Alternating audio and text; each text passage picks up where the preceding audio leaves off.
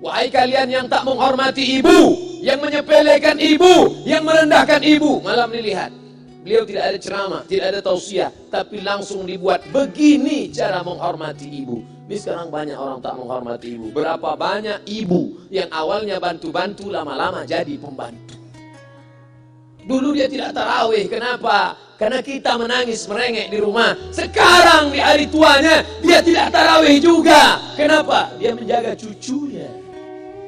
Berapa banyak itu terjadi? Jangan sampai. Dia tidak pernah menolak cucunya, dia sayang. Tapi kita yang berpikir, berapa kali dia tidak jadi sholat duha karena kita kencing di kaitnya. Berapa kali dia tidak tarawih karena kita menangis merengek sampai subuh datang. Berapa kali dia tidak iktikaf karena kita. Andai dia masih hidup hari ini, datang, belikan pakaian yang paling dia suka, belikan perhiasan kalau ada. Andai tidak cium tangannya, tapi yang sudah meninggal dunia, jangan